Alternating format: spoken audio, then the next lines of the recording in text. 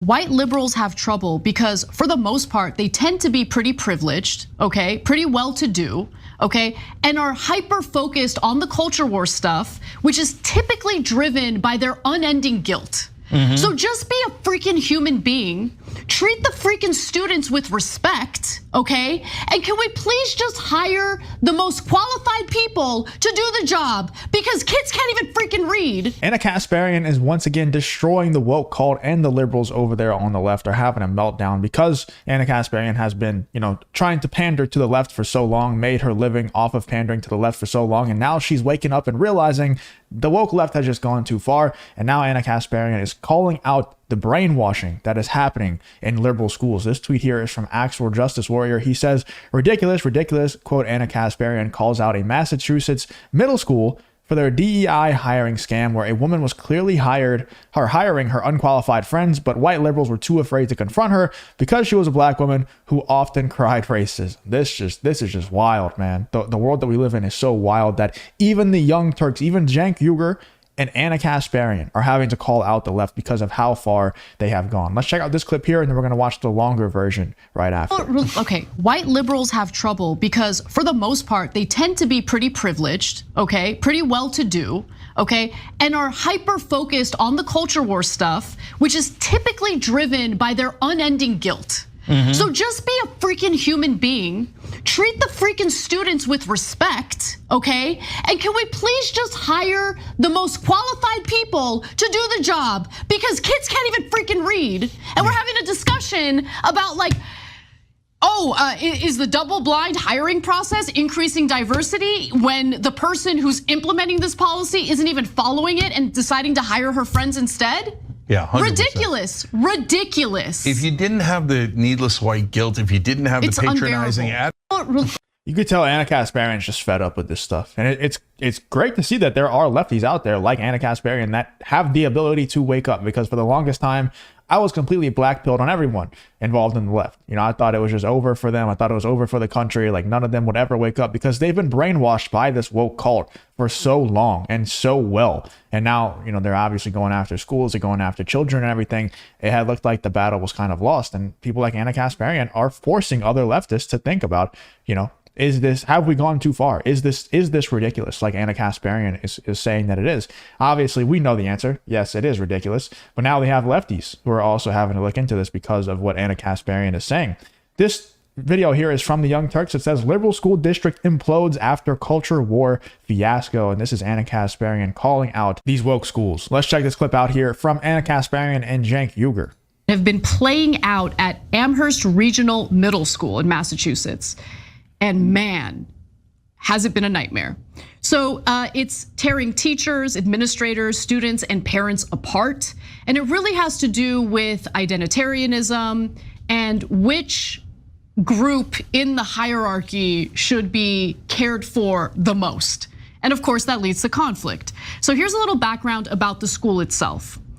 Just over 12% of the city's residents are black or Hispanic. About 70% are white and roughly 13% are Asian. So those are the demographics in that area, in that school district. If you enjoy content like this, and make sure you subscribe to the channel and turn on the notification bell. It really does help me out a ton. Let's get back to the video. But the public school district is more racially diverse than the wider community. About a quarter of students are black or Hispanic, in part because of the number of white and Asian families that opt for private or charter schools.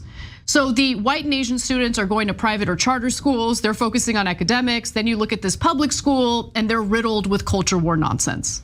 Okay, and because of that culture war nonsense, you have various groups basically at war with one another because their interests are in conflict with one another. So, and I should note that this is a very... And the craziest part about this, about what Anna Kasparian is describing here?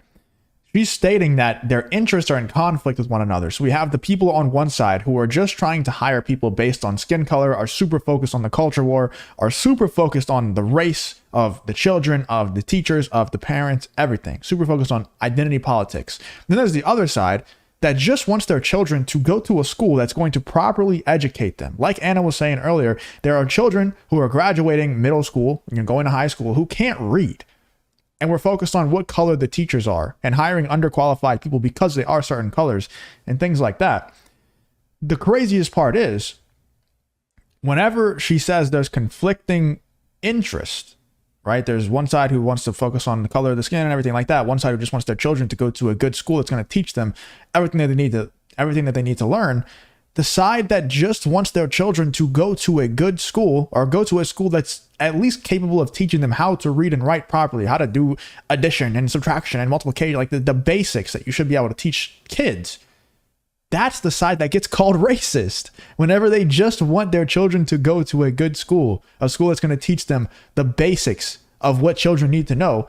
There's one side who's focused on race only and not caring about the students and the children's well-being. And there's one side who is not focused on race, and they're just trying to get their children to go to a school that's going to teach them the proper stuff. And the side that's not focused on race at all, whenever they question the other side, they are the side that gets called racist. They are the side that gets canceled and probably kicked out of the school if they do end up questioning that. It's just, the world that we live in is just so screwed, man. Liberal area of the country.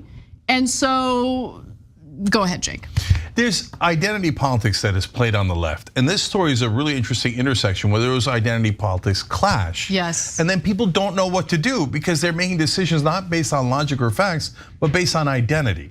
And that's what gets to the absurdity of sometimes the extreme left and what it has resulted in. Unfortunately, this is an excellent example. Anna Kasparian even has Cenk, Uygur, going after the left. Not necessarily going after the left as hard as Anna Kasparian is, but he's criticizing the left. And I never thought I'd see this. He's criticizing the left, and I think it's because Anna Kasparian is forcing him to.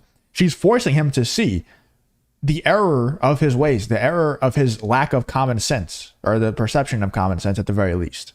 Love it. So around 2014, a gentleman by the name of Michael Morris became assistant superintendent, and he decided to introduce a new administrative role at this school, okay? The assistant superintendent of diversity, equity, and human resources. So in 2017, he ends up hiring a woman by the name of Doreen Cunningham, who is Black, for the role. Under Cunningham, Amherst instituted a two-step hiring process that was actually meant to increase diversity among workers at this middle school. Okay, that was the whole point. It was like a double-blind hiring process. One committee would choose candidates and another asked the applicants a uniform set of questions. Resumes were not reviewed ahead of time as part of this hiring process.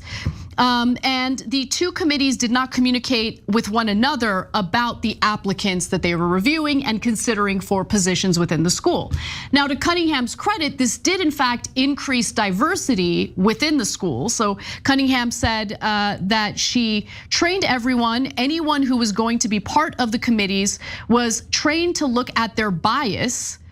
Multiple district employees told me that Cunningham often screened the candidates herself, though, and made final decisions, even overruling principals at times. She denied this, saying, quote, "I'm not the one who hired anyone."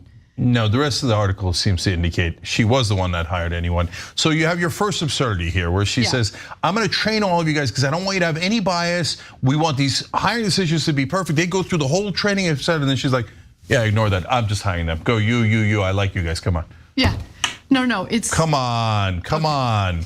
Now, by 2023, the percentage of minority staffers at Amherst District went from 20% to 34%. So there was an increase in diversity. It's just that it appears that she hired some of her friends. Of course. And her friends had certain culture war biases that conflicted with certain identities represented within the student body. Yeah. So they didn't like white people is basically what they're saying. I'm sure they didn't like straight white men or whatever. Let's hear them out and see what the actual biases are, but I think you can guess like what they are. And I understand that they're trying to be like facetious and joke about it and everything. I wish Anna Kasparian would just come out and say like exactly what the biases are. Like just say it, take a stand against it, like hard.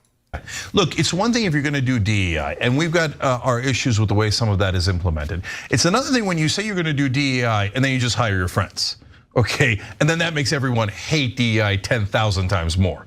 Okay, so there's a layers of problems in this story. Go ahead. Also, I should note that many of the new hires who happen to be, a more diverse group of employees were paraprofessionals, I've never heard that word before, but apparently they're low-paid hourly employees who provide support to credentialed like full-time faculty. Yeah, I'm gonna go back to the DEI thing for one more second too, Anna, because look, I think that a lot of people, including myself to be honest, are starting to get the sense that, wait, is DEI actually to help minorities across the country? Because I'm in favor of that. Or is it to help elite African Americans and minorities get the jobs they want, right?